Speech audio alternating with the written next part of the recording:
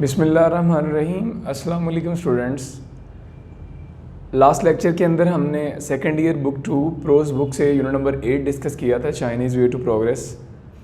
आज बुक 2 से हम डिस्कस करने जा रहे हैं unit number 9 hunger and population explosions, और उसके साथ हमारा सेकंड टॉपिक होगा ग्रामर सेक्शन से आज हमारा कंटिन्यूस सॉल्व एक्सरसाइजेस, यानी पैराग्राफ आपको जो आएंगे बोर्ड एग्जाम के अंदर, उर्दू पैराग्राफ है जिनको हमने इंग्लिश में ट्रांसलेट करना होता है। लास्ट टाइम मीडियमेटिक फ्रेजेस हमारे 450 तक कंप्लीट किए थे, और आज के सेक्शन के अंदर इंशाल्लाह हम स्टार्ट करेंगे कंटिन्यूस पैसेजेस, और आज 1 to 3 फर्स्ट 3 पैसेजेस डिस्कस किए जाएंगे। मूव करते हैं आज के पहले टॉपिक की तरफ, जो कि unit number 9 from book 2 hunger and population explosion. जैसे हम टाइटल से देख रहे हैं कि यहाँ पर फर्स्टली एक्सप्लेन करेगा हंगर, और फिर हमारा सेकंड टॉपिक होगा पॉपुलेशन एक्सप्लोजन। लेसन की भी 2 हिस्से हैं, फर्स्ट पार्ट के अंदर वो हंगर को एक्सप्लेन करता है, और पार्ट सेकंड के अंदर हम देखेंगे डिस्कशन पॉपुलेशन एक्सप्लोजन की।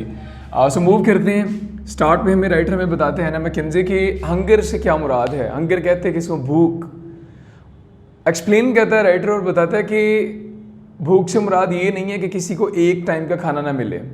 भूख से मुराद है कि एक लंबा अरसा किसी को खाना दस्तयाब ना हो, यानी कि एक वक्त का खाना, 2 वक्त का खाना ना मिलना, या एक दिन का खाना ना मिलना, इस हालत को भूख नहीं बोला जाता, बल्कि हंगर से मुराद है कि अगर एक बंदे के पास अरसे दराज के लिए खाना दस्तयाब नहीं है।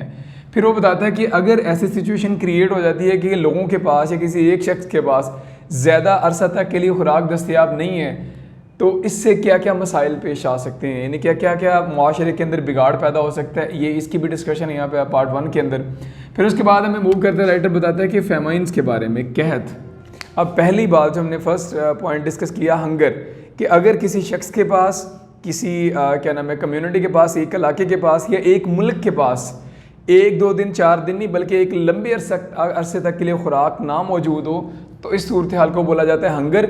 और अगर ये सूरत हाल सस्टेन कर जाए, यानी मुसलसल यही सूरत हाल रहे कि खाना जो है नापैद हो जाए, तो इस सूरत हाल को फेमाइन्स कहा जाता है। यानी हंगर फर्स्ट स्टेप है, और इसकी जो एक्यूट स्टेज है वो फेमाइन है, कहत साली, कि जब खाना पीना जो है वो अदम दस्तयाबी होती है खाने पीने के लिए, जानवरों के लिए भी इंसानों के लिए भी खाना खाने की किल्लत पड़ जाती है। फेमाइन्स को एक्सप्लेन करता है राइटर। फिर उसके बाद राइटर हमें बताता है कि कुछ माजी के बड़े कहतों का जिक्र किया जाता है यहाँ पे, कि ये आज के नहीं, जब से ये इंसानियत शुरू हुई है, ह्यूमैनिटी का आगाज़ हुआ जब से, तब से लेके इंसानों ने इस सूरत हाल का सामना किया है। उसकी रीजंस क्या हैं वो भी डिस्कस करेंगे, लेकिन सबसे पहले वो कुछ हिस्टोरिकल फिगर्स बताता है कि जैसे प्रॉफिट जोसेफ, हज़रत यूसुफ अलैहिस्सलाम के दौर के अंदर भी, जिसका कुरान के अंदर भी जिक्र आता है कि कहत पड़ा था, और 7 साल तक मुसलसल मिस्र के अंदर बारिशें नहीं हुई थी, कहत साली थी। लेकिन यूसुफ अलैहिस्सलाम ने क्या नाम है, एडवांस में मैनेज कर लिया था अपने इलाके के लिए, नहीं कि बता दिया था बादशाह को कि अगर गला महफूज कर लिया जाए तो आने वाली खुश्क साली से बचा जा सकता है। और हज़रत यूसुफ अलैहिस्सलाम की इस बात पर अमल करते हुए मिस्र जो था वो उस कहत से महफूज रहा था, जबकि पूरी दुनिया उस वक्त जो थी सिवाय मिस्र की पूरी दुनिया इफेक्ट हो रही थी कहत से। और हत्ता कि कुरान के अंदर जिक्र आता है कि फ़लस्तीन से हज़रत यूसुफ अलैहिस्सलाम के भाई भी गला ख़रीदने के लिए उन्होंने भी मिस्र का रुख किया था। तो प्रॉफिट जोसेफ यानी हज़रत यूसुफ अलैहिस्सलाम के कहत का भी जिक्र आता है कुरान के अंदर, और हमारे लेसन का भी हिस्सा है। फिर वो बताता है कि ईसा अलैहिस्सलाम की पैदाइश से लेके 1800 ईस्वी तक दुनिया में टोटल 350 बड़े कहत पड़े हैं, और इसका मतलब है कि आलमोस्ट हर 5 साल के बाद एक कहत पड़ता रहा है। यानी अगर एवरेज निकालें, ईसा अलैहिस्सलाम की पैदाइश से 1800 सन तक 350 कहत पड़े हैं, और तकरीबन एवरेज अगर निकालें तो 5 साल के बाद एक कहत पड़ता रहा है। और इसी तरह इंग्लैंड ने भी इस सूरत हाल का सामना किया है। आलमोस्ट अगर हिस्ट्री उठा के देखें तो हर 10 साल के बाद इंग्लैंड के अंदर भी कहत की सी सूरत हाल पैदा होती है, जिसमें बहुत सारे लोगों की जानें भी जाती हैं। और उन्हीं दिनों में ये हमारे साथ स्टोरी भी शेयर करता राइटर रॉबिन हुड की, ये भी कहानियों का हिस्सा है। रॉबिन हुड ये क्या करता था कहत साली जब बहुत ज़्यादा शिद्दत इख्तियार कर जाती, तो ये जो उमरा होते थे, जो बादशाह लोग होते थे, उनके बागों को, उनकी जायदादों को लूटता था और गरीब गुरबा लोगों के अंदर तकसीम करता था। तो रॉबिन हुड की जो स्टोरीज जो तारीख़ का हिस्सा हैं, ये भी चीज़ शो करती है कि उस पुराने दौर के अंदर भी, उस ज़माने के अंदर भी कहत साली की चीज़ सिचुएशन जो है वो एग्जिस्ट करती थी। फिर में बताया जाता है कि चाइना के अंदर फैक्ट्स बताए जाएंगे कुछ मुल्कों के हवाले से। चाइना में क्या नाम है, 1 सदी के दौरान, 100 ईयर के दौरान चाइना के अंदर 90 बड़े कहत पड़े, और उन कहतों के अंदर 95 लाख से ज़्यादा लोगों की डेथ हुई, 95 लाख से ज़्यादा लोगों की डेथ हुई। इसी तरह रशिया भी पीछे नहीं रहा, रशिया भी बहुत इफेक्ट हुआ था 1921 1922 के अंदर, और मिलियंस ऑफ पीपल जो थे वो उनकी डेथ हो गई थी सिर्फ स्टारवेशन से, भूख प्यास की वजह से। बंगाल के अंदर 1969 और 1970s के अंदर कहत पड़ा और 1 करोड़ लोगों की जानें गई। इसी तरह बॉम्बे के अंदर 1942 के अंदर चावल की फसल जो थी वो ख़राब हो गई थी, बीमारी लग गई थी, जिसकी वजह से 1 मिलियन से ज़ायद किसान जो थे वो जान से हाथ धो बैठे। अब यहाँ तक उसने बताए हैं फैक्ट्स कि मौजूदा दौर ये जो करंट सेंचुरी चल रही सिर्फ यही नहीं बल्कि माजी के अंदर भी बहुत यानी वेस्टर्न जो बड़े अच्छे ममालिक थे उनको भी कहत साली का सामना करना पड़ता रहा है। और इसी तरह फिर नेक्स्ट वो बताता है कि रीजंस क्या हैं फेमाइंस की, कहत पड़ते क्यों हैं। बंगाल का हमने देखा, मिस्र का देखा, चाइना का, रशिया का, बॉम्बे इंडिया का देखा हम लोगों ने, यानी काफ़ी सारे बड़े बड़े ममालिक जो बड़ी बड़ी डेमोक्रेसीज हैं देखा, वहाँ पर भी ये सूरत हाल रही है। तो रीजंस क्या हैं कहत पढ़ने की। सो पॉइंट बताता है कि नंबर 1 सबसे पहले लैक ऑफ रेन, बारिशों का ना होना। अगर बारिशें बर वक्त ना हों तो इससे क्या होता है, जो पैदा होने वाली फसल है वो नापैद हो जाती है, उसकी ग्रोथ प्रॉपर नहीं होती, और जिसकी वजह से अल्टीमेटली जो फार्मर्स हैं वो इफेक्ट होते हैं, और ये वबा, ये चीज़ जो है, ये सूरत हाल पूरे माशरे में फैल जाती है। तो बारिशों का ना होना भी कहत साली को जन्म देता है। दूसरा, डिजीज़ ऑफ क्रॉप्स, अगर फसलों को कोई बीमारी लग जाती है तो उस वजह से भी कहत साली की सूरत हाल, उसकी वजह बारिश ना हुई तो भी प्रोडक्शन कम हो जाएगी, अगर बीमारी पड़ गई तो भी क्या हो जाएगा, फसलें ख़राब और प्रोडक्शन कम हो जाएगी। और तीसरी है जो हमारा सेकंड टॉपिक है मेजर, और वो है ओवर पॉपुलेशन, आबादी का बढ़ना। अगर ज़मीनें ख़राब नहीं हैं, कि बीमारियां नहीं आई, बारिशें बर वक्त हुई हैं, लेकिन आबादी अगर मुसलसल बढ़ती जा रही है तो मौजूद जो ज़खायर होंगे खुराक के वो बढ़ने वाली आबादी के लिहाज से एवरेजन अगर निकाला जाएंगे, फ़ी औसतन अगर निकाला जाएगा फ़ी बंदा, तो खुराक अगर उतनी ही पैदा हो रही है लेकिन आबादी बढ़ रही है तो यकीनी तौर पर क्या होगा कि फ़ी कस जो खुराक है वो कम पड़ती जाएगी, जिसकी वजह से भी दुनिया के अंदर कहत साली की सिचुएशन पैदा हो सकती है। पार्ट 1 के अंदर ओवरऑल हमने हंगर को डिफ़ाइन किया, हंगर से क्या मुराद है, फिर फेमाइन से क्या मुराद है, फिर इसी तरह माजी में होने वाले किन किन मुल्कों के अंदर कौन कौन सी कब कब इस सिचुएशन का सामना रहा और कितने कितने लोगों की जानें गई। फिर उसके बाद एक स्टोरी का हीरो जो रॉबिन हुड जिसके बारे में कहा जाता है उसका शॉर्ट सा जिक्र है, और उसके बाद हमने एंड पे देखा पार्ट 1 के एंड पे रीजंस ऑफ फेमाइंस के, इसकी वजूहात क्या हैं। पार्ट 2 की तरफ मूव करते हैं और यहीं से स्टार्ट होता है कि ओवर पॉपुलेशन, आबादी में इजाफा। प्रॉफिट क्राइस्ट अगर हज़रत ईसा अलैहिस्सलाम के दौर की बात करें, हज़रत ईसा अलैहिस्सलाम के दौर के अंदर भी क्या नाम है, उस दौर में भी 20 से 30 करोड़ आबादी, यानी जब हज़रत ईसा अलैहिस्सलाम की पैदाइश हुई थी तो उस वक़्त आलमोस्ट पूरी दुनिया की आबादी 20 से 30 करोड़ के लगभग थी। 1650 तक ये आबादी डबल हो चुकी थी, यानी तकरीबन 40 से 60 करोड़ हो चुकी थी।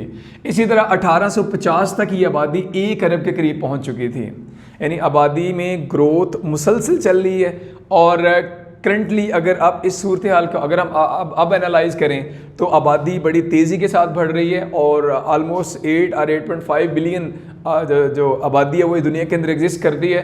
और एक अंदाजे के मुताबिक, रफ अंदाजे के मुताबिक, अगर इसी शरह से आबादी बढ़ती रही तो आने वाले चंद सालों के अंदर आबादी जो है वो तकरीबन 20 अरब के करीब पहुंच जाएगी। अब 20 अरब की, यानी कि जिस रेशो से आबादी ईसा अलैहिस्सलाम की पैदाइश के वक्त 20 करोड़ थी आबादी, और उसके बाद जैसे जैसे साल आते गए डबल होती गई, और करंट सिचुएशन ये कि 8 से 8.5 यानी कि 8.5 अरब के करीब आबादी, और आने वाले चंद सालों में 20 अरब की आबादी। और 20 अरब की आबादी के साथ होगा क्या इस ज़मीन के ऊपर, इस अर्थ के ऊपर, कि किसी भी बंदे को यहाँ पर बैठने के लिए नहीं, सिर्फ खड़े होने के लिए जगह मिलेगी। यानी क्योंकि हम लोग पढ़ते हैं अर्थ के बारे में कि 70% हमारा जो अर्थ है वो पानी के पर मुश्तमिल और 30% हिस्सा खुश्की वाला है। अगर हम समंदरों को अपने ताबे करते भी हैं, अगर उनको यूटिलाइज़ करते भी हैं, तो भी ये जो इतनी बड़ी आबादी है, बल्क है जो पॉपुलेशन का, इसको इसको स्टे करवाना, ठहराना बहुत मुश्किल हो जाएगा, मैनेज करना। और दुनिया में इतनी बड़ी आबादी के साथ लेटने के लिए, बैठने के बजाय सिर्फ खड़े होने के लिए जगह मिलेगी। फिर वो बताता है कि बर्थ रेट और डेथ रेट क्या है असल में, अब डिफरेंस भी बताता है शॉर्टली, फिर वो इसी टॉपिक को मूव करेगा। बर्थ रेट से मुराद है कि 1 साल के दौरान एक इलाके में कितने लोग पैदा होते हैं, और डेथ रेट से मुराद है 1 साल के दौरान एक ख़ास इलाके के अंदर कितने लोगों की डेथ होती है। यानी कि 1 ईयर जो ना स्टैंडर्ड है, 1 साल के दौरान पैदा होने वाले और 1 साल के दौरान मरने वालों की जो तादाद एक ख़ास इलाके के अंदर, इसको बर्थ रेट और डेथ रेट कहा जाता है। और ये इफ़ेक्ट कैसे करती है इलाकों को, अल्टीमेटली अगर देखें, अगर बर्थ रेट इंक्रीज़ कर जाती है तो क्या होगा, मौजूदा वसाइल जो हैं वो आबादी के लिए कम पड़ जाएंगे और भूख और कहत सालिकी सी सूरत हाल का आगाज़ हो जाएगा। अगर डेथ रेट बढ़ जाता है तो इससे आबादी कम हो जाएगी, जिसकी वजह से होगा मौजूद जो वसाइल हैं वो तमाम लोग बेहतरीन तरीके से यूटिलाइज़ कर जाएंगे, यानी वाफर वसाइल होंगे लेकिन आबादी कम होगी। एक तो इफेक्ट इसका दोनों तरह से, डेथ रेट का भी इफेक्ट है और बर्थ रेट का भी इफेक्ट है। अगर हिस्ट्री उठा के देखें, जैसे मैंने पीछे जिक्र किया, तो तारीख ये चीज़ हमें बताती है कि आबादी में कमी की बजाय इजाफा हो रहा है, मुसलसल इजाफा हो रहा है। उसकी रीज़न, पुराने ज़माने की अगर हम बात करें, पिछले एजेस की बात करें, तो उस दौर के अंदर साइंटिफिक इन्वेंशंस कम थी, हॉस्पिटल्स नहीं थे, मेडिकल फील्ड इतनी डेवलप्ड नहीं थी, जिसकी वजह से क्या था, शरह अमवात ज़्यादा थी और शरह पैदाइश उतनी ही रहे, लेकिन शरह अमवात कम हो जाए तो अल्टीमेटली क्या होता है, यानी कि शरह अमवात ज़्यादा थी और शरह पैदाइश कम थी। और शरह अमवात अगर उतनी रहे और शरह पैदाइश भी उतनी रहे तो एक तनासुब के साथ आबादी बढ़ती है, जिसकी वजह से लोगों के पास वसाइल जो वो वाफर दस्तयाब होते हैं। लेकिन इस वक्त करंट सिचुएशन ये है, अगर आज से 200 साल सिर्फ पहले की बात करें, 2020 की बात कर रहा हूँ, 200 साल सिर्फ पहले की बात करें तो हर 20 में से पैदा होने वाले 18 बच्चों की डेथ होती थी और 2 या 3 बच्चे सिर्फ सर्वाइव करते थे। अगर इस सदी की बात करें 21st सेंचुरी की, तो 20 में से 19 बच्चे इस वक्त जिंदा बच जाते हैं। बहुत ज़्यादा कॉम्प्लेक्स डिजीज़ का शिकार भी होते हैं, इसके बावजूद भी उन्हें प्रॉपर ट्रीटमेंट के ज़रिए और मेडिकेशन के ज़रिए उनको बचा लिया जाता है। अब यानी हमारे पास बर्थ रेट इंक्रीज़ कर गया।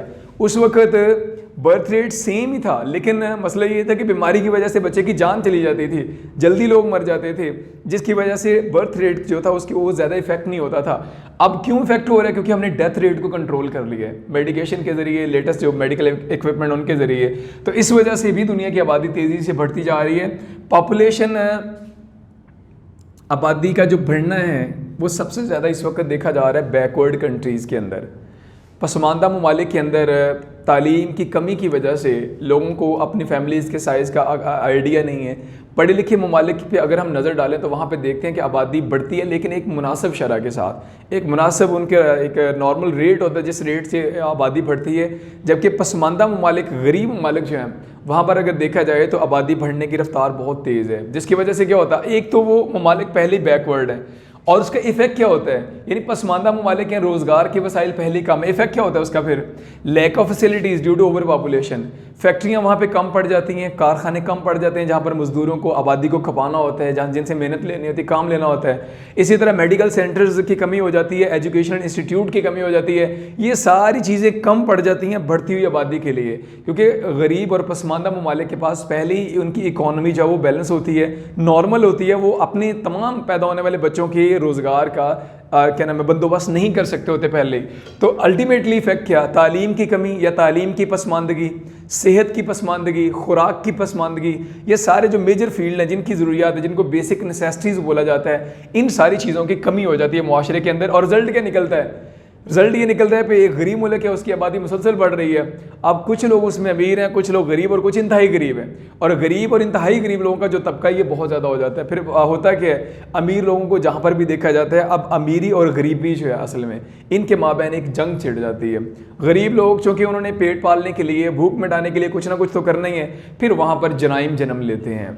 बहुत सारी ऐसी सिचुएशंस बन जाती हैं कि गरीब गुरबा लोग जो हैं वो अमीरों को अपना दुश्मन समझना शुरू कर देते हैं और उनके मालो दौलत को लूटना उन पर फ़र्ज़ हो जाता है। और उसकी रीज़न कि अब खाने के लिए खाना मौजूद नहीं है, काम करने के लिए काम मौजूद नहीं है, रहने के लिए घर मौजूद नहीं है, और तिब्बी सहूलियात की भी फुकदान है, जिसकी वजह से अमीरों और गरीबों के माबैन एक जंग छिड़ जाती है। और ये जो वार है ये किसी भी मुल्क के लिए क्या नाकाबिल कबूल नहीं है, ये मुल्कों की इकॉनमी को हमेशा डिस्ट्रॉय कर देती है। उसके बाद फेमाइंस, माजी का अगर जिक्र करें तो फेमाइंस कहतों की वजह से, बीमारियों और जंगों की वजह से आबादी कम हो जाती थी। माजी में जंग लग गई, कोई एक वबा फूट पड़ी किसी इलाके के अंदर, या फिर क्या नाम है कहत पड़ गया, इसकी वजह से लाखों लोगों की जान चली जाती थी। अगर करंट सेंचुरी की बात करें तो अब सिचुएशन ये है कि कहत भी पड़ जाए और या डिजीज़ भी स्टार्ट हो जाती है, किसी इलाके में कोई एपिडेमिक आ जाती है या कोई जंग भी लग जाती है। इन सारी सिचुएशन से निपटने के लिए साइंटिफिक प्रोसेस ने हमें बड़े मेथड्स बताए हैं। हम जंगों के बावजूद भी आज ज़िंदा रह सकते हैं, कहतों के बावजूद भी आज ज़िंदा रह सकते हैं, और इसी तरह बीमारियों के होते हुए भी इंसान अब अपने आप को क्योर कर सकता है, ज़िंदा रह सकता है, जिसकी वजह से भी आबादी जो है वो क्या हो रही है, बढ़ती चली जा रही है, और ये हमारी इकॉनमी अल्टीमेटली इफ़ेक्ट कर रही है। उसके बाद बताया हुआ है कि अंडर डेवलप कंट्रीज़ हैं, एट द एंड हमें राइटर बताना चाह रहा है कि जो पसमानदा ममालिक हैं उन्हें चाहिए कि अपने लोगों को एजुकेट करें, क्योंकि एक मुल्क की आबादी का बढ़ना, एक मुल्क की आबादी नहीं बढ़ रही, बल्कि ओवरऑल हमारी ये जो अर्थ है, हमारा ये जो हाउस है, हमारा घर है, जो ये इफ़ेक्ट हो रहा है, हमारी ज़मीन इफ़ेक्ट हो रही है। उसकी वजह एक इलाके की ख़राबी उस करीबी तमाम ममालिक की ख़राबी है। उसकी रीज़न पहले लोग वहाँ पर मसाइल पैदा करेंगे, यही लोग जो भूख के मारे हुए हैं, जो प्यास के मारे हुए हैं, जिनको रहाइश दस्तियाब नहीं है, जिनको तिब्बी सहूलियात दस्तियाब नहीं है। पहले अपने मुल्क के अंदर वॉर शुरू हो जाएगी, उसके बाद जो करीबी ममालिक हैं वो भी सारे इस सूरत हाल से इफ़ेक्ट होंगे। इस वजह से गरीब ममालिक, पसमानदा ममालिक को राइट हैंड पे जोर दिया कि उनको चाहिए कि अपने लोगों को एजुकेट करें और उन्हें समझाएं कि जो नॉर्मल आबादी है वो किस तरह से हमें, यानी कम आबादी या नॉर्मल आबादी जो है वो हमें किस तरह से हमारी इकॉनमी को फेवर दे सकती है और हमारा मुल्क की मईशत मजबूत हो सकती है। अगर मुल्क की मईशत मजबूत होती है तो अल्टीमेटली जो लोग मौजूद होंगे उनके लिए बाइज़्ज़त रोज़गार भी दस्तियाब होगा, उनके लिए तिब्बी सहूलतें भी दस्तियाब होगी और उनके लिए रहाइश भी दस्तियाब होगी। अलगर्ज उनकी ज़िंदगी बेहतरीन ज़िंदगी होगी अगर आबादी कम होगी, एक मुनासिब शरह से होगी। तो दो पार्ट आज हमने डिस्कस किए ओवरव्यू के अंदर। पार्ट 1 के अंदर फेमाइन्स के बारे में, हंगर्स के बारे में, हिस्ट्री के बारे में फेमाइन और हंगर की, और उसके बाद रीजन के बारे में। पार्ट 2 के अंदर देखा हमने एक्सप्लोजन्स के बारे में, पॉपुलेशन की, ईसा अलैहिस्सलाम की पैदाइश से ऑनवर्ड कैसे कैसे आबादी में इजाफा हुआ, कितना इजाफा हुआ, और उसके बाद करंट सिचुएशन क्या है और इस सिचुएशन के अंदर इजाफा कौन से ममालिक कर रहे हैं उनका भी हमने जिक्र किया। और उन्हीं ममालिक को हिट करते हुए राइट हैंड पे मैं लेसन देता है कि चाहिए कि लोगों को एजुकेट करें ताकि आबादी कम हो और अल्टीमेटली हमारी ये ज़मीन जो वो लोगों के लिए रहने के काबिल बन सके। मूव करते हैं hunger and population chapter number 9 reading की तरफ। पार्ट 1 आज डिस्कस करेंगे इसका। What is it like to be really hungry? असल में भूख से क्या मुराद है? I expect that at some time you have all come home. मैं उम्मीद करता हूँ कि आप में से आप लोग कई दफ़ा घर वापस आए होंगे आफ्टर एन एनर्जेटिक गेम, कोई बड़ी अच्छी वो बड़ी तवाना गेम खेल के, अब फुटबॉल की या नेटबॉल, और after a few hours football की या नेटबॉल की गेम खेल के वापस आए होंगे और चंद घंटों के बाद when you have been too busy to eat, और आप खाने में मसरूफ़ हो गए होंगे, and said I am starving, यानी आप आए होंगे और आते ही आपने खाना मांगा होगा और आप ज़रूर बिलबिला रहे होंगे, चिल्ला रहे होंगे कि आई एम स्टार्विंग, मैं भूख से मरा जा रहा हूँ। But this hunger didn't last long. लेकिन ये भूख, यानी खेल के आए हैं, काम करके आए, आते ही आपको भूख बहुत ज़्यादा लगी हुई है और चिल्लाना शुरू कर दिया घर आते कि मैं तो मर रहा हूँ भूख की वजह से। ये जो सिचुएशन है, इस सिचुएशन को हंगर नहीं बोलते, इसको भूख नहीं बोलते, क्योंकि ये सिचुएशन ज़्यादा देर रहने वाली नहीं है। This hunger didn't last long if your meal was not ready for you. अगर तुम्हारे लिए खाना तैयार नहीं था, आफ्टर फ्यू स्लाइसिस, चंद एक टुकड़े खाने के बाद ऑफ ब्रेड खा रोटी के and butter, you forgot all about those hunger are pangs. Hunger, भूख को और पैंग्स कहते हैं तकलीफ़ को। कहते हैं कि उसके फ़ौरन बाद, थोड़ी देर के बाद भी अगर आपको खाना मिल जाए तो चंद एक टुकड़े खाने के बाद खाने की आप अपनी वो भूख और वो जो तकलीफ थी उसको भूल जाते हैं। But hunger does not mean missing one meal और even meal for a whole day. भूख से मुराद ये नहीं कि एक दिन का खाना या एक वक्त का खाना ना मिले।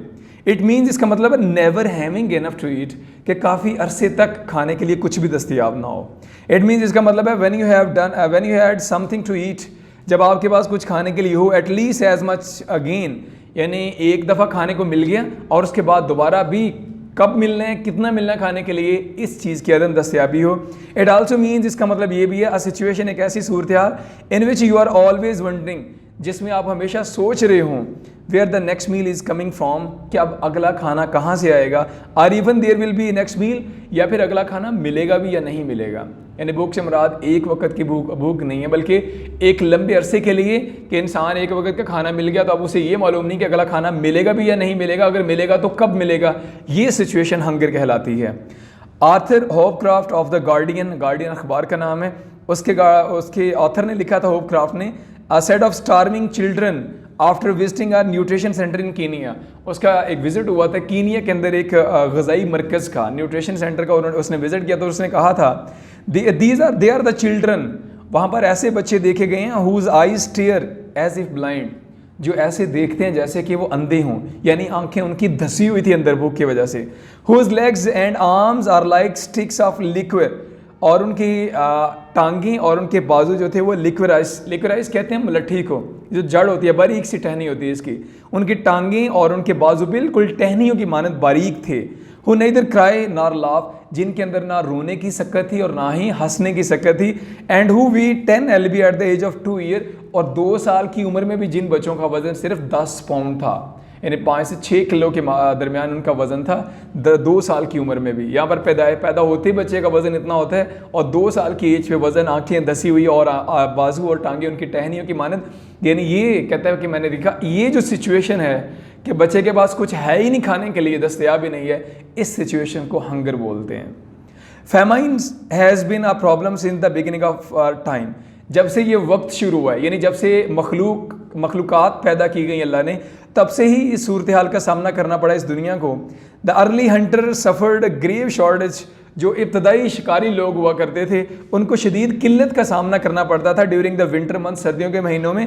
And quite often these were serious enough to mean starvation for him and his family, और बाज़ औक़ात जो शिकारी होते थे उनको और उनकी फैमिलियों को भूख या फाका कशी का भी सामना करना पड़ता था। One of the first records of famine was carved in granite by an Egyptian pharaoh। दुनिया में पहली दफ़ा जब कहत पड़ा था तो उस कहत को मिस्र के एक फ़िरौन ने पत्थर के ऊपर कंधा करवाया था, यानी उस दौर के जो पढ़े लिखे लोग थे उनसे लिखवाया था पत्थर के ऊपर। ही सेड, उसने कहा था ड्यूरिंग माई रीन, उस फ़िरौन ने क्या लिखवाया था पत्थर के ऊपर, ताकि बाद वाले आने वाले लोगों को पता लगे कि हिस्ट्री के अंदर क्या हुआ।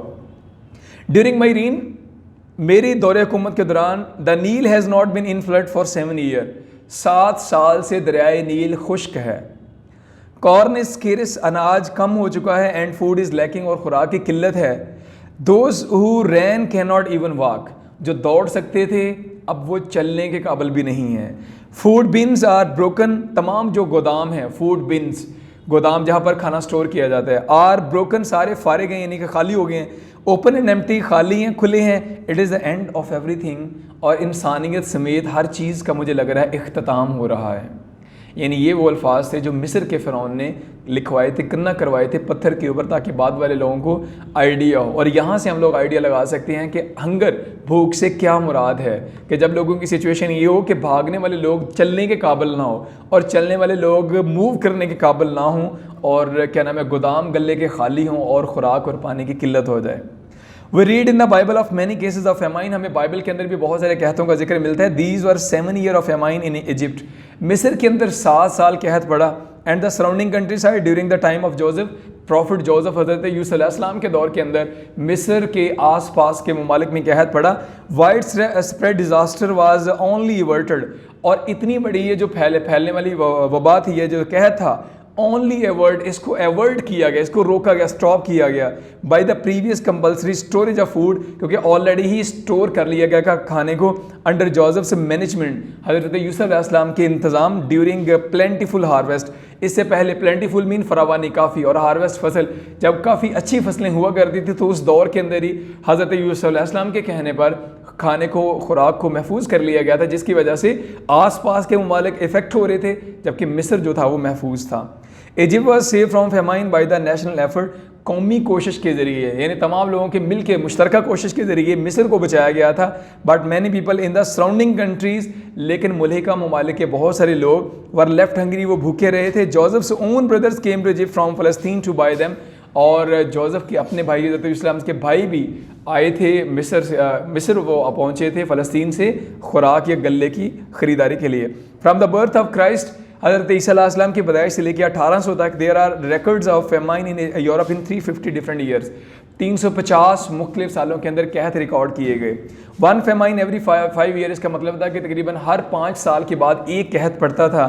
England during the second same period there was at least 1 major famine every 10 year, उसी सालों के अंदर, यानी ईसा अलैहिस्सलाम की पैदाइश से लेकर 1800 ईस्वी तक, इंग्लैंड के अंदर भी हर 10 साल के बाद एक कहत पड़ा। There were general famines when a large area of the country was affected, आम कहत पड़ते थे जब एक लंबा चौड़ा इलाका अफेक्ट होता था। But there were many more local famine, ये तो वो थे जिनका तारीख में जिक्र आता है, इसके अलावा कई एक मकामी कहत भी पड़ते रहे हैं। We can get some idea of these famine from our folklore, folklore कहते हैं लोक दास्तानों को, जो कहानियाँ ज़ुबानी कलामी आगे शिफ्ट होती हैं, ट्रांसफ़र होती हैं, कहते हैं ये बातें हमें लोक दास्तानों के अंदर नज़र आती हैं। स्टोरीज़ ऑफ रॉबिन हुड, जैसे कि रॉबिन हुड की कहानी often involve local food shortage with robin helping with transport of food, कि जब मुकामी लोगों को खुराक की किल्लत होती थी तो रॉबिन हुड जो था वो लोगों को खुराक पहुंचाता था, रॉबिंग करके, यानी कि लूट के। द रिच अमीरों को टू फीड द पुअर और poaching them from the royal forest, जंगली यानी कि जो शाही जंगलात होते या जो शाही गोदाम होते वहाँ से रॉबिन हुड क्या करता, खुराक चोरी करता और मुकामी लोगों तक जो कहत का शिकार थे उन तक पहुँचाता। ये तारीख़ी वाक़या, ये लोग दास्तानें भी हमें बताती हैं कि माजी के अंदर दुनिया कहत साली का शिकार रही है। But famines in Europe have been much less serious than in other part of the world. लेकिन यूरोप के अंदर जैसे कहत पड़े हैं वैसे बाकी दुनिया के अंदर यानी यूरोप उस तरह की शिद्दत का सामना नहीं किया कहता कि जिस तरह बाकी दुनिया ने किया। China had 90 major famines in 1 century. एक सदी में चाइना में 90 बड़े कहत पड़े।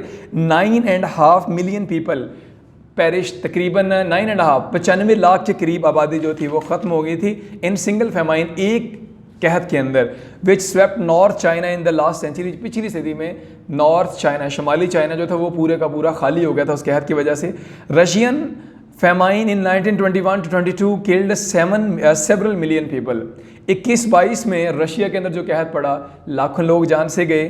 10 millions died in the great famine of Bengal 69-70। 1970 में बंगाल में पड़ने वाले कहत की वजह से मिलियंस लोगों की जानें गई। एज रिसेंटली एज 1942 इन बॉम्बे 1 मिलियन स्टार्व। बॉम्बे के अंदर भी 1942 के अंदर 1 मिलियन से ज़्यादा लोग स्टारवेशन का शिकार हुए यानी फाका कशी का शिकार हुए, टू डेथ, और मर गए when the rice crop field, जब फसल की चावल की जो फसल थी वो ख़राब हुई। इन इंडिया इन 1964-65 इंडिया में 64-65 में there was the worst famine of the century. अपनी सदी का बदतरीन कहत पड़ा owing to the failure of the monsoon, क्योंकि मूनसून की बारिशें नहीं हुई। And many countries gave aid on a large scale. बहुत सारे ममालिक ने इंडिया की मदद भी की एंड ट्राई टू हेल्प, और मदद की कोशिश की हर मुमकिन तरीके से। होएवर ताहम इम्पोर्टेड फूड, दरामद शुदा जो खुराक थी, could not solve the problem, वो मसले को हल न कर सकी। Even if there had been enough availability, the ports could not cope with all the ships bringing the cargoes. India के पास उस वक्त इतनी अहम मजबूत बंदरगाहें भी नहीं थी कि जो सामान लेके आने वाले जहाज़ थे उनको ठहराया जा सकता हो, उनको अनलोड किया जा सकता हो, और ना ही विद इन कंट्री अंदरून मुल्क इतने वसाइल थे ट्रांसपोर्टेशन के कि वो सारी खुराक उन इलाकों तक पहुँचाई जा सकती। And transport problem were so great that the food could not have been distributed to many of the isolated and hardest hit areas. जो शदीद तरीन मुतासर इलाके थे और जो दूर दराज अलग थलग इलाके थे, वहाँ पर उस खुराक को, जो भेजी गई खुराक थी दूसरे मुल्कों की तरफ से, उस खुराक को उन इलाकों तक पहुँचाना भी बहुत बड़ा मसला था। अ ईयर लेटर, एक साल के बाद, India still face N even worse threat of famine. यानी 64-65 के बाद अगले ही साल 66 के अंदर फिर एक दफ़ा इंडिया को बहुत बड़ा ख़तरा लाहक हुआ था कहत साली का। Famine may be caused by many things. कहत बहुत सारी वजूहात की वजह से पढ़ सकते हैं। It may be that there are just too many people for the amount of food available. इसकी एक वजह ये भी हो सकती है कि खाने वाले अफराद ज़्यादा हों। It may be that crops have failed due to disease. ये भी वजह हो सकती है कि बीमारियों की वजह से फसलें ख़त्म हो जाएं। एंड थाउजेंड्स इवन मिलियन, हज़ारों बल्कि लाखों, विल डाई ऑफ स्टारवेशन, वो भूख से मर जाएं, because of famines caused by lack of rain, उन कहतों की वजह से जो बारिशों की अदम मौजूदगी की वजह से पैदा हुए। इसके साथ ही आज हमारा जो पार्ट फर्स्ट है वो कंप्लीट हुआ।